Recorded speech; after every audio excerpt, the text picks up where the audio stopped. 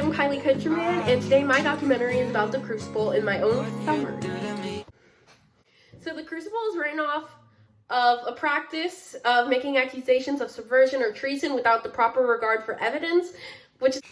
Okay, let's try this again. McCarthyism, when you accuse someone of something, such as during the Crucible when they were accusing each other of witchcraft, but you have no proof of evidence, and pretty much the term is based off of Senator McCarthy from Wisconsin, senator during the late 1940s to 50s, during what was known as the Second Red Scare. So Arthur Miller decided to base the play The Crucible off of that principle where they're making false accusations about who are witches and who are not, when in the end, no one was really a witch because they were all just really paranoid. Act 1. Salem, Massachusetts, in 1692. Reverend Paris comes in and he confronts Tituba, Betty, and Abigail about dancing in the woods naked. And Abigail's like, we were only dancing, we weren't summoning demons and stuff. Why are you running? Why are you running? Is like in a coma-like state in her bed. In the movie, at least, her eyes are open and just like, it's creepy. And so there's a crowd gathering around, and Paris promises that he has sent Reverend Hale to come go check to make sure there is no witchcraft because Hale is an expert on witchcraft. And Paris is like to Abigail, his niece, about the event, and Abigail is like, they did nothing beyond dancing. And while Paris is trying to calm the crowd that's around his house, Abigail talks to other girls and tells them, don't admit to this, like, we didn't do this, we only did dancing. And then John Proctor wants to talk to Abigail alone, you know?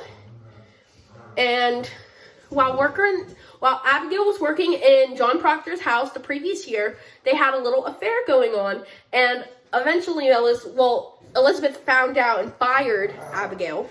Elizabeth is John Proctor's wife. So Elizabeth, John Proctor's wife, found out about it and was like, get her out of here. She's doing stuff with you. I don't like that.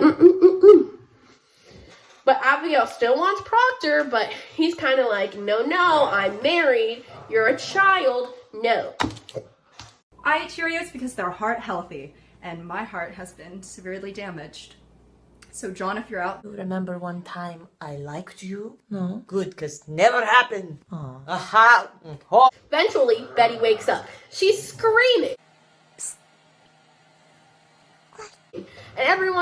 And she's like, I want to be with Mama, I want to be with my mom. And then Abigail's like, your mom is dead.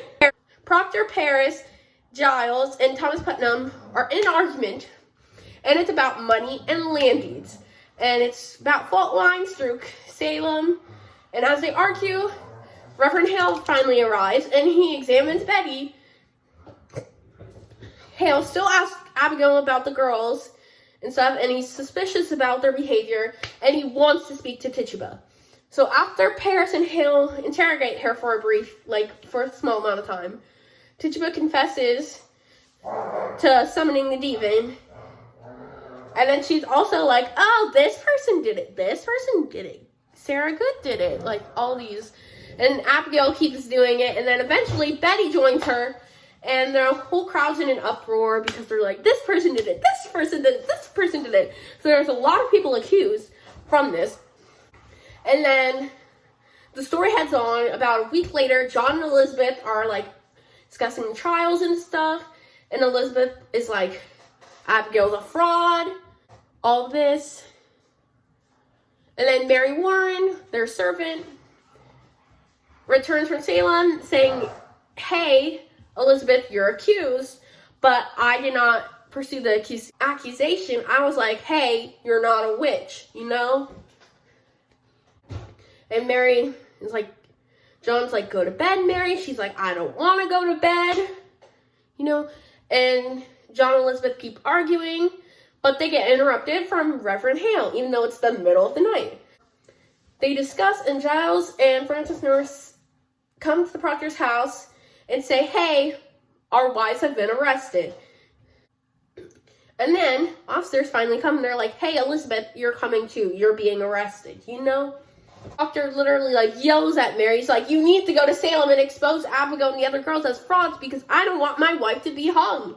And so then the next day, Proctor brings Mary to the court and tells the judge that testify the girls for lying. Danforth tells John Proctor that his wife Elizabeth is pregnant and will be spared for a time because of the baby.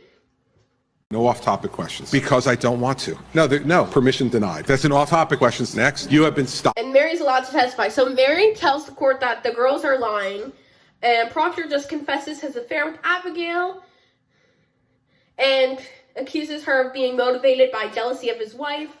And to test Proctor's claim, Danforth summons Elizabeth and asks her if Proctor has ever been unfaithful to her. And she lies to protect Proctor's honor, and Danforth denounces Proctor as a liar. And then Abigail and the girls pretend that Mary is bewitching them, and Mary breaks down and accuses Proctor of being a witch. Proctor rages against her and against the court, and he's arrested, and Hale quits the proceedings. Have you ever had a dream that you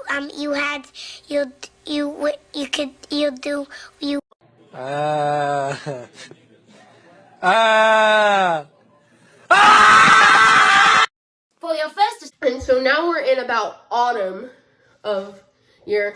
So there's still the witch trials going on. Abigail's run away, taking all of her uncle's money. Hale has just lost faith in the court, and he just wants all the accused witches to confess falsely to save their lives, but they refuse. And Danforth has an idea that if he asks Elizabeth to talk to John for confessing, and John agrees to confess, and the officers are all like, yay, like, thank God you're confessing.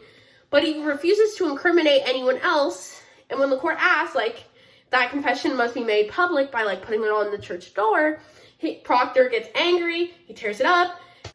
Proctor goes to the gallows. And the witch trials reach their awful conclusion of everyone being hung.